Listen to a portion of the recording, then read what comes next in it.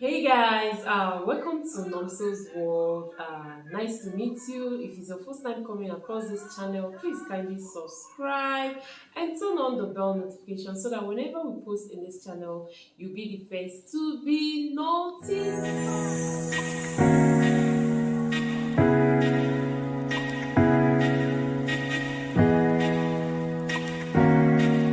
So guys, is a story time video. So please grab your popcorn and have enough patience with me. So yeah, story of my life. Story of my life.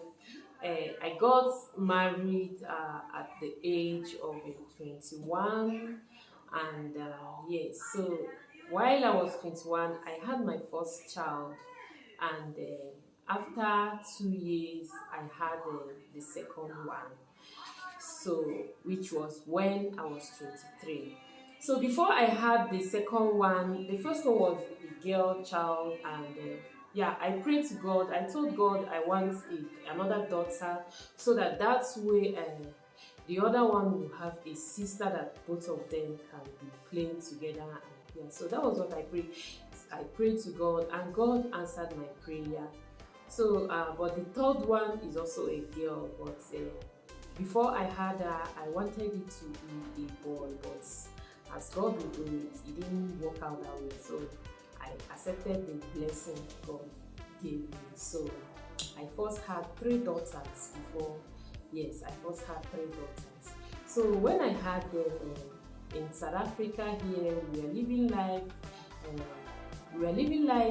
I was okay with them. I was relaxed because I was happy with them and everything. I don't have any problem. I was not even thinking of having any other children as of that time.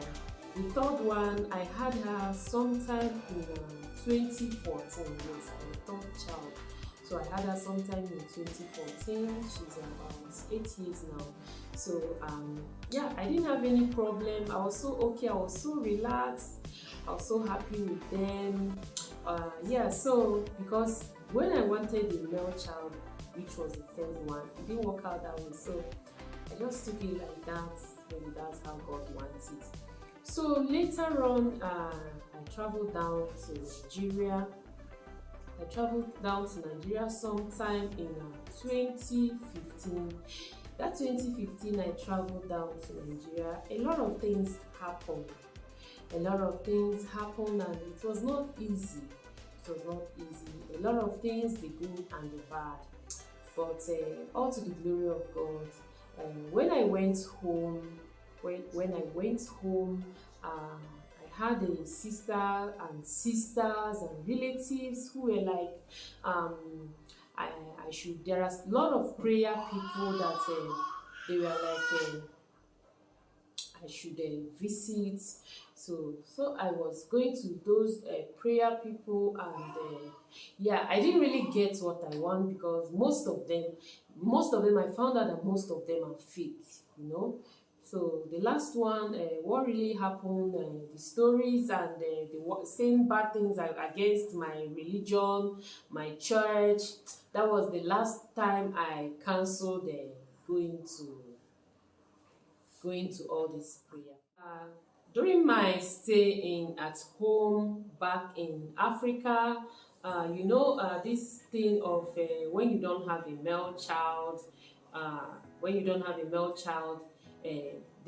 you'll be forced to like there are people who will definitely remember it for you. You see, so it was now down on me that I don't have a male child. And yeah, I don't have a male child, and what do I do about it? So I keep on praying to God. Then there was a time one of the prayer person I met through one of my sisters. He gave me some fasting and prayers, which I did. So I was having these revelations.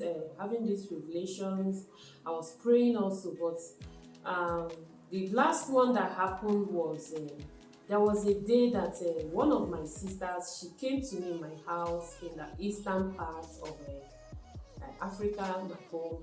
So she came to me and she told me it was already late. I think it was around 6 o'clock in the evening and it was raining.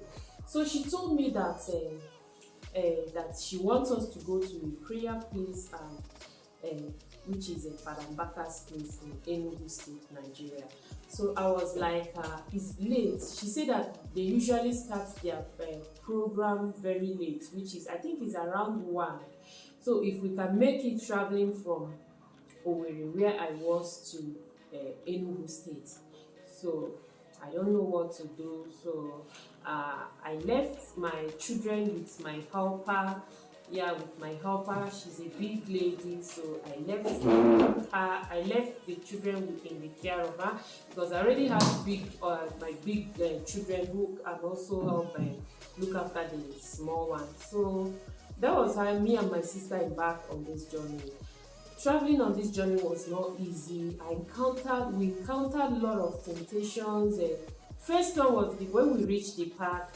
The first park has they have closed. The second one has closed. So we have to go to the roadside to look for transport to take us to Okigwe. We have to go to Okigwe first before getting a taxi to Enugu.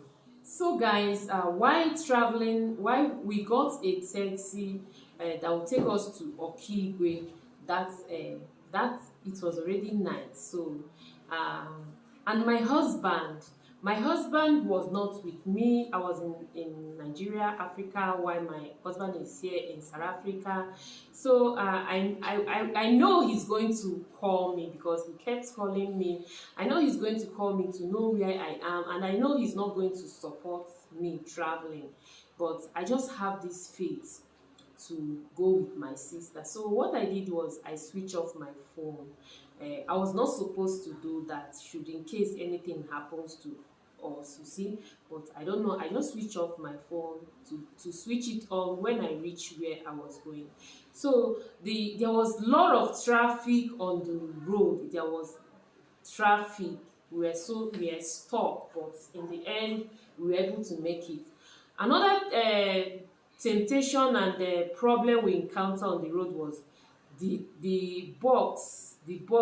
taxi that was taking us to Okigwe. There was no light. I don't know what happened to these lights. We were just driving in the dark. So luckily for us, we saw a boss that told him, he knows the person, he told him that he should be at the back while the boss will be in the front, so that we'll be following that boss. So that was how the driver managed to follow the bus, driving until we get to Okigwe, where we came down and we were lucky to board another bus that was going to Enugu. So by the time we reached Enugu, it was almost 1. And yeah, from there we boarded a taxi to Emene, Adoration ground, to Father Mbaka Adoration ground in Enugu State. So guys, on reaching Adoration ground, it was my first time of going there. So when we reached there, they were singing praises. So later on, Father Mbaka came, and so we had a mass. After the mass, so it was now time for prayer, adoration prayer. So after the prayer, it was now time for Thanksgiving, time for, as in, what you have, you just come and give, like kind of offering time. What you have, you just come and give them. So while I was there, we were enjoying the music, the Christian worship, dancing with my sister there. So my sister was carried away. I don't know how she danced to where, I don't know. So I was left there. So when I was there, I saw a canopy, the canopy in the front, inside where the Reverend Father Mbaka Adoration was staying with other priests and the Reverend sisters. So I was like, I saw people, they were giving what they have, the offering. So I checked I know that inside me I have some money with me, and I also have some money that will take me back to Owerri. So what I did was, And I saw him also. He was when you put money, he will touch your head, you see, like kind of praying for you. He will touch your head. So I said to myself that this hand is a blessed hand, full of blessing, you know. It's just like that woman in the Bible, the woman with the issue of blood. You people will remember that she has faith, and she believed that when she touched the garment of the Lord, yes, Jesus, that she's going to be healed from her issue of blood. So she had that faith that she touched his Christ's clothes, and she was healed. And Christ also felt it, like, who is that person that touched me, you know? So I have this faith that this hand must touch me. There is no way I will encounter all these things on the road, getting here and taking the risk to come here this night. There is no way that this hand is not going to touch me, that this hand must surely touch me. That was what I said to myself, and that was how I started dancing. I danced to the front of there. I entered the canopy, I danced and reached there. I dropped my offering in the box, and guys, like I told you earlier, he was just touching their head, their forehead. But when it's my turn, gosh, he just went straight. It was my stomach. He just touched me, placed his hand on my stomach. I don't know how I felt. What filled my eyes was tears. I raised up my both hands. I started glorifying God. I said, God, so you saw my heart. So God, you know everything that bothers me. You know? I was like, God, I can't believe this. I was so happy. I was filled with tears of joy. So, Father, you have finally remembered me. You know, it's as if there is something that was removed from my body. You know, that hand that he placed on my stomach, it's as if there is something that was removed from my body. I don't know, whatever it is, I don't want to know. But you see, from there, I came out, I danced, I came out, and when I came out, I saw my sister. She said she has been looking for me, that I should go, so that they will touch me. I was like, Father Mbaka have already placed his hand on me, you know. My sister was like, you are too much, you know. Oh my God. I was so happy. So we continued there. I went back to where we were staying, both of us. So we continued dancing, praying until morning, when everybody now left to their different places. So guys, I came back later, a few months after, to South Africa, to my husband. I started my course. I was studying then, and yeah, so we are like, both of us were discussing of having another baby. We are planning to have a boy.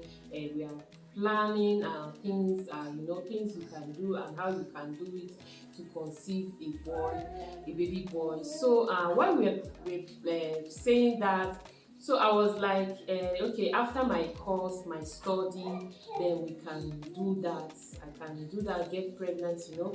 But I don't know, as God will do it, the child just came like that, you know. So he came, and when I noticed I was pregnant, I was so scared. I was like, is it going to be a girl again, you know? But something just assured me that I should not be afraid. I should have strong faith. So from that day on, I keep praying from day one to when I gave birth to this child. You know, in life, I believe that whatever you want, my prayer point is God. There was no time when you created the world. You did not create only female or only male. You created a man and a woman. So there is no way you can give me only girls. That is what I told God. That is how I pray. I say, God, this is what I want, because it's written in the Bible, we should ask, it shall be given. We should knock, it shall be granted. That instead of his words not coming to pass, let heaven and earth come to pass. He says that as far as it's what that will pleases him, he's going to do it. God does not do what will not please him. He gives us things when he sees that that thing is going to be good for us. That is when he does it. He's a mighty God who does not disappoint. So all these are my prayer points. I keep crying, I keep praying, I keep praying and praying until when I gave birth to my son, my first son, yes. So while I was pregnant with him, I did not have any problem with him. We were fine, we were eating, we were fine. He was the one I said in my previous video here. I said that he was 4.189, close to 4.2 kg. He was very big. While I was pregnant with him, he was not even moving. He was just one place. He was so big, and yeah. So I had him. He was not moving, and I got so worried that unlike my other previous pregnancy, you know, when the babies are moving in the womb. So I went to my doctor, and my doctor checked and said he's fine, and that was when he said I should wait so that he can check the sex of the baby, and he checked him, and yeah, he told me he's a boy. Then the second encounter was when Father Mbaka came to South Africa. The second one, guys, young master is in the building. So guys, the second encounter was when he came to South Africa for a program, a church program. So we were lucky to be able to go there with me and my family. So during a time of prayer, he says that he's going to be coming round, that whenever he places his hands on you, anything you want God to do for you, you should say it. So when I had my first son, my mother, everybody was saying that my son needs to have a brother. You know, these African people, these African parents, you know. So I now had that in mind, that idea. So when he placed his hand on me, what I said was, God, if you can give me another son, and I'll be done. So, and yeah, that was how God did it, and I later conceived. I think that was 2 years or what after that. I later conceived, and that was how I had my second son. So I was blessed. God blessed me, and God also used Father Mbaka to bless me. So I really thank God for that, and yeah, because this is a testimony that I have kept for so long, and I have said that I'm going to tell the world about this testimony of what God did in my life. There is no way I'm going to hold this testimony. So I thank God for this platform of YouTube. That way it can be able to go around the world so that people can hear my testimony of how God blessed me, because God really had my prayer, my cry, my tears. When I keep telling him that he cannot give me only girls, that when he created the world, he made boy, a man and a woman, so he should bless me the way he did that. So and yeah, I was lucky, and God did that. So guys, that is the story of what I have for you guys. I hope you enjoy watching this video. If you enjoy watching this video, give this video a thumbs up, leave a comment in the comment section. Tell me what you think about this video, about this testimony, and also subscribe to our channel. Subscribe and turn on the bell notification so that whenever we post in this channel, you'll be the first to be notified. I appreciate you all for making out time to watch this video. Please help me and share this video. Tell a friend to tell a friend to tell a friend about this channel, and we hope to see you again in our next video. Bye.